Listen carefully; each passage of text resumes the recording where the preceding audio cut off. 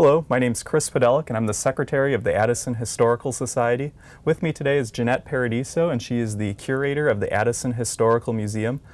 We're here in the archives of the Addison Village Hall with a lot of interesting documents. I have a interesting artifact, continuing off of our last segment about the incorporation of Addison, is the original corporate seal for the Village of Addison. This would be bolted down to the desk of the village clerk, and it would be used to attest official documents, village ordinances, and resolutions.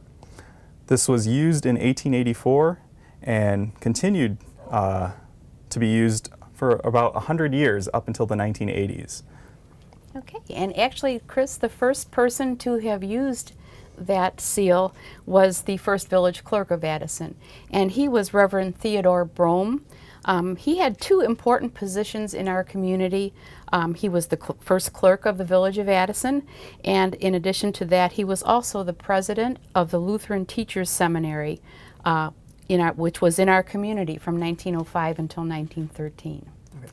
Next, let's head out to the hallway and look at portraits of our Addison's first founding leaders. Okay.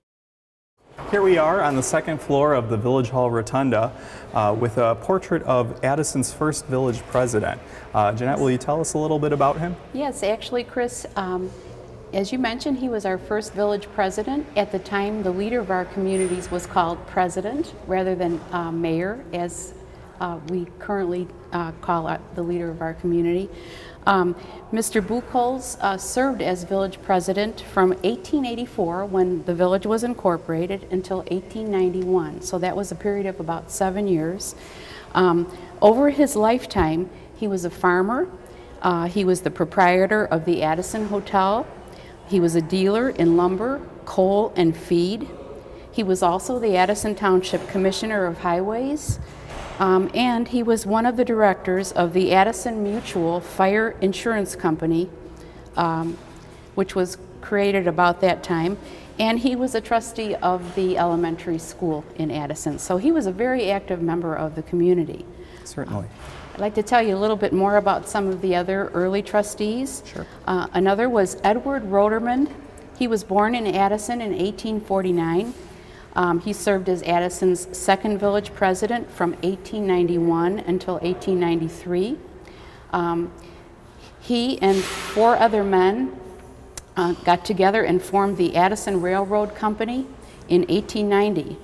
And this venture created a spur line that began at Illinois Central Railroad's South Addison Station, which is near the intersection of North Avenue and Addison Road, and ended up north of Lake Street.